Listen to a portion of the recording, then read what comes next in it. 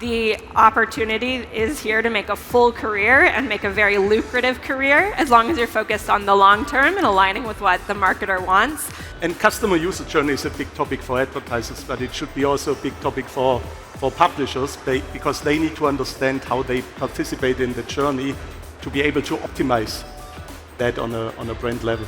It's not like we do it once and then we never have to touch it. I think this will be a continuously trend that we need to adopt these kind of integrations moving forward. Okay, so if I'm an affiliate and I'm kind of really looking to get into the space, I should not get discouraged, but definitely take the time to invest in technology, content, long-term roadmaps. Is there anything else that you think is really crucial to publisher success in 2022? I think in the first instance, think about what the consumer wants and how their buying behaviors are changing. Nobody wants to be advertised to, right? Like, don't be an ad.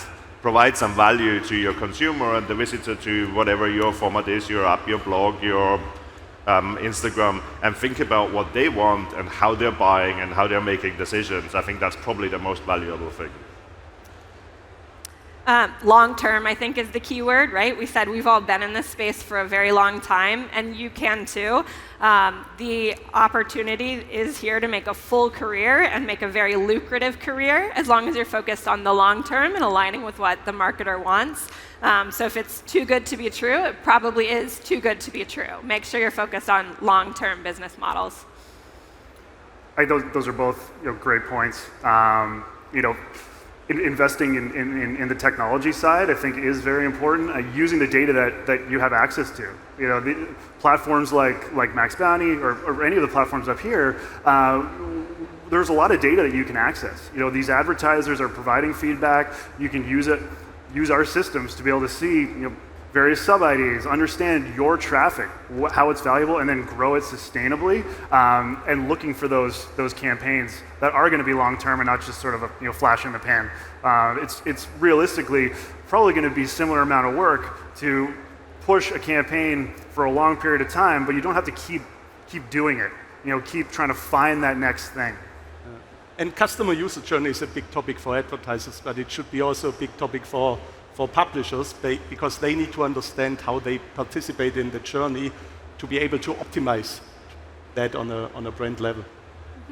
Okay, so now that we've kind of gone over, let's say long-term, let's go to infrastructure, because that is the foundation building block of long-term. The affiliate industry's rebuilding program is arguably well overdue, and then in the next year we may see this take shape amid mass adoption of new standards. So let's start with tracking while we're on infrastructure and technology. So whether it be on a mobile app, first party, or S2S, the need to implement more sophisticated tracking models has been really compelled by the consumer. The consumer is in the driving seat. The gatekeeper, regulator demands in the recent years.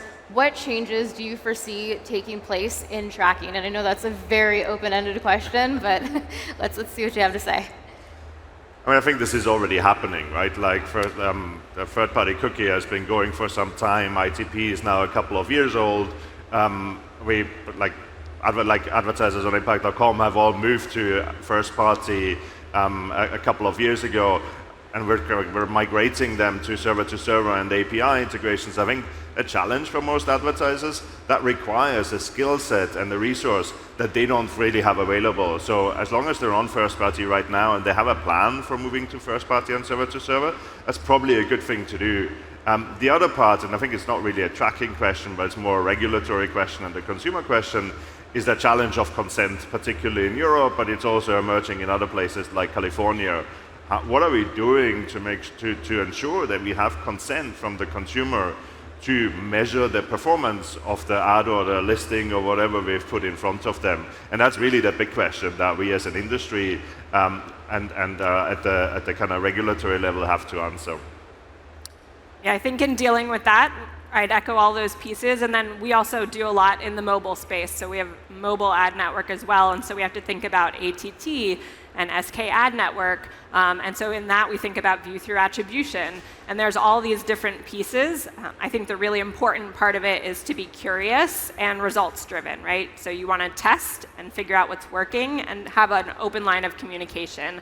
Ultimately, right, I think it's very consumer-driven, and I think that's wonderful, but there's also some play from the bigger tech companies to try to kind of muscle out people. But I think there's a lot of opportunity for our space. And when you see, specifically in the mobile world, returns from Facebook kind of decreasing, that opens up a lot of opportunity and a lot of budgets for all of us. Yeah, I certainly agree with that. I mean, one point I would touch on is looking to create tracking options for advertisers that don't have the technical skill set. One of the big things we've touched on here is the fact that we're bringing in all of these new brands, these large companies that maybe don't have the most sophisticated tech teams, and coming up with really easy options for them to implement that tracking, so we can get them on board and show them the value of performance marketing. As soon as they see it, then that's what we were talking about earlier, pulling more budgets over.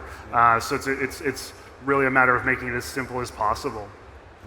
And I think especially the challenge around server-to-server integration or first-party data is something which unfortunately will not disappear. So it's not like we do it once and then we never have to touch it. I think this will be a continuously trend that we need to adopt these kind of integrations moving forward.